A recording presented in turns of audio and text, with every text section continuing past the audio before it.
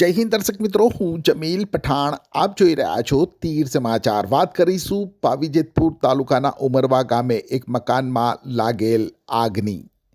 જી હા, છોટાઉદેપુર જિલ્લાના પાવીજેતપુર તાલુકાના ઉમરવા ગામે ગામના મુખ્ય પ્રવેશદ્વાર પાસેના એક મકાનની બાજુમાં મકાનના છાપરાવાળા ભાગમાં આગ લાગી હતી.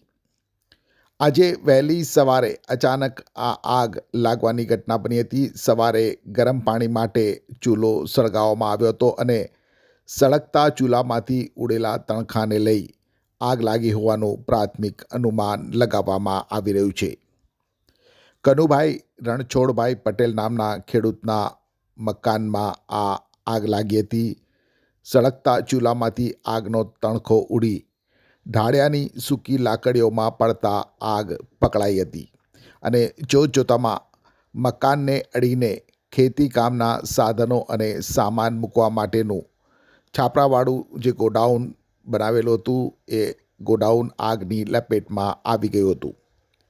ગોડાઉનમાં મૂકેલ થ્રેસર, ડ્રીપ ઇરિગેશન માટેની પીવીસી પાઇપનો જથ્થો, ટ્રેક્ટરોના ટાયર સહિતનો ખેતીકામ માટેનો જે તમામ સામાન હતો આગમાં બળીને ખાખ થયો છે. મકાનને અડીને આવેલ ગોડાઉનમાં લાગેલ આગની અસર મકાનમાં પણ થઈ હતી. મકાન પાકું હોવાને લઈ તે આગની ચપેટથી તો બચી ગયું, પણ આગની જવાળાઓને લઈ મકાનની દિવાલોમાં તેની અસર, તેનું નુકસાન ચોક્કસ થયું છે. જોકે સદનસીબે આગની આ ઘટનામાં કોઈ જાનહાનિ થઈ નથી, પણ આગમાં ચોક્કસ મોટું આર્થિક નુકસાન થયું છે. આગ વિકરાળ બનતા આગ ઓલવવાના પ્રયાસો નિષ્ફળ રહ્યા હતા. આગ લાગતા છોટાઉદેપુર ફાયર વિભાગને કોલ કરાયો હતો અને છોટાઉદેપુરથી ફાયર ફાઇટર ઘટના સ્થળે પહોંચે તે પૂર્વે આગમાં તમામ સામાન સ્વાહા થઈ ચૂક્યું હતું. આ પહેલી ઘટના નથી જેમાં ફાયર ફાઇટરની સુવિધાના અભાવને લઈ નુકસાન થયું હોય.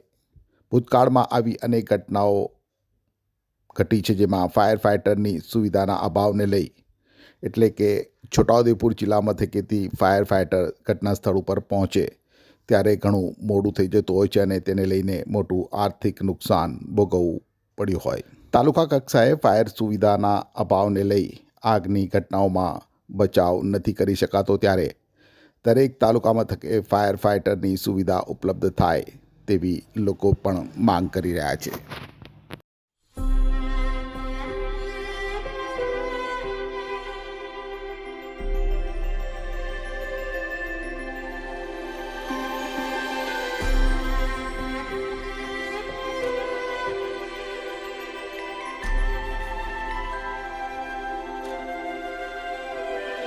છોટાઉદેપુર સહિત રાજ્ય, દેશ અને દુનિયાના સમાચાર જોવા માટે સબસ્ક્રાઇબ કરો તીર સમાચાર અને બેલ આઇકોન જરૂર દબાવો.